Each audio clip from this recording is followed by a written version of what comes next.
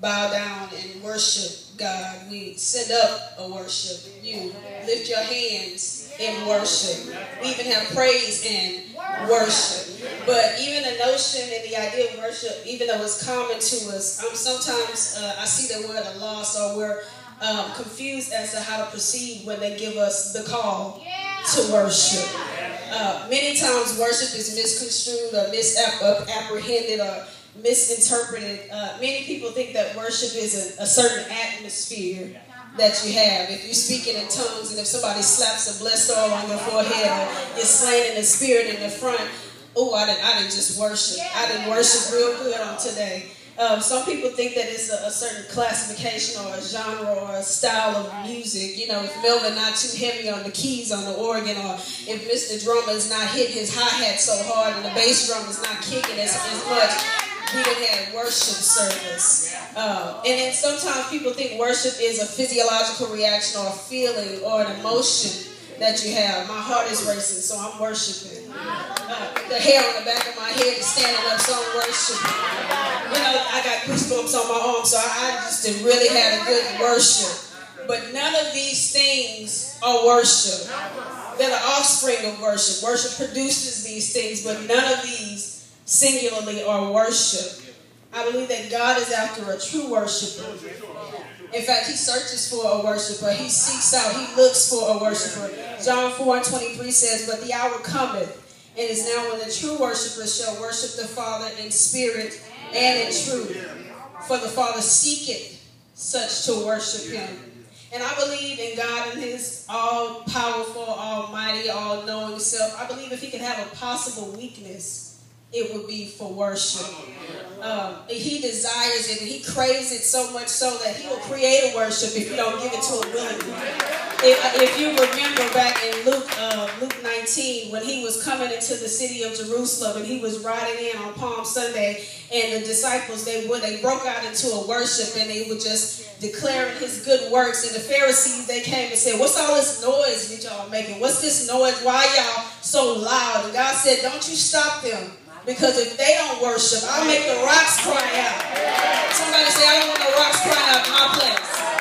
I don't know about you, but I'm going to give him what's due him.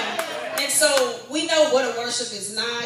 It's good to know what a worship is not, but what is a worship? Well, I'm glad you asked me. A worship is Romans 12:1, where it says, "I beseech you, therefore, brethren, by the mercies of God, that you present your bodies a living sacrifice, holy and acceptable unto God, which is your reasonable service," or worship. Worship is presenting our bodies, our everyday living, our walking around, our talking, our everyday doing life is worship. True worship is taking our lives, or taking our everyday lives and walking it out. When I'm reading my word, I'm worshiping. When I'm loving on others, I'm worshiping. When I'm singing Zion songs to him, I'm worshiping. Crying out to God in prayer is worshiping. Every aspect of my life is contained and wrapped up in worship. Worship is not just an activity that I do from 10 a.m. to 12 p.m. on Sunday morning. Or it's not a participation that I like to join in on Tuesday nights or whatever other nights that I'm here at church. Worship is something that's so embedded in me that I can't help but to do. I don't just do worship, but I am worship. I was created to worship. My whole functionality in life is to offer God a worship. I'm not satisfied unless I'm worshiping God. But it's the thing that causes me to be most fulfilled is when I worship. And in John 23:4, in the Message version of the Bible, it says, "Your worship must engage your spirit in the pursuit of truth." That's the kind of people the Father is looking out for. For this is for those who are simply and honestly themselves before him in their worship. It goes on to say, God is sheer being itself, spirit. Those who worship him is do it out of their very being, their spirits, their true selves in adoration. The very essence of me is a worshiper. As I was reading and studying, I was in my office and I looked at a pair of scissors. I had a pair of scissors on the desk. I had a pen that I was writing with, and I had a stapler that was sitting there. And I kept going back to the stapler, the pen, and the scissors. And scissors, the whole functionality of that is to cut or to sever or to make incisions. If I want to cut something or sever something or incise something, I'm going to use a scissor. It's not designed for anything else but to do those functions. And the stapler that I saw there, it doesn't do anything but bind and fasten and join things together. It can't serve its true purpose. It's not being fulfilled if it's not binding something or putting something together. It's what it was created to do. The pen that I was writing with, it can't help but to just explode ink onto the paper because that's the function that the manufacturer created it for it to do. If I put a pen somewhere, it's not going to not give me a mark unless it's dried up, but the pen will give me a mark. The pen will be useless. I'm going to say that again. The pen would be useless if it couldn't perform this task. But the thing I love about all three of these things is that even in difficult or unfavorable situations where it's not easiest for them to perform their task, they still don't just not do what they've been created to do. If you take some scissors and you try to cut a rock, it's not going to say, oh, shoot. This rock is too hard for me to cut. I'm just not going to even try. No, it's going to still try to perform the function that it's been created to do. The stapler, if you try to staple something that's not pliable or doesn't receive the staples, the stapler's not going to say, well, you know what?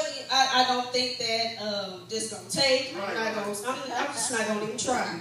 It's still going to try to staple and bind and join things together. The pen that I was writing with, if I scratch it up against the wall, it's not going to say, well, shoot, you know, this wall right here, it's not going to be receptive to the ink that I'm trying to deposit to it. It's still going to give the pen mark that it's been designed to do. And likewise with us, when we're in a tight spot, come on, remember when Melanie P. Sean Smith said, we're in a tight spot. You have to worship your way out. When I'm going through trials, and I should still offer God a worship because it's so embedded in me that I can't help but to do it. Worship should go off my lips because it's who I am. It's what I do. It's not just a part of my life, but it's every aspect of my life. My function in life is a worshiper. It's how I identify myself. So when you know who you are, when you have your identity, answering or adhering to the call of worship is easy because since worship is in me, it's all I know how to do. And since it's all I know how to do, I will bless the Lord at all times. And his praises shall continually be in my mouth. My soul shall make her boast in the Lord. The humble shall be thereof and be glad. All the enemies of the Lord make me. Let us exalt his name together.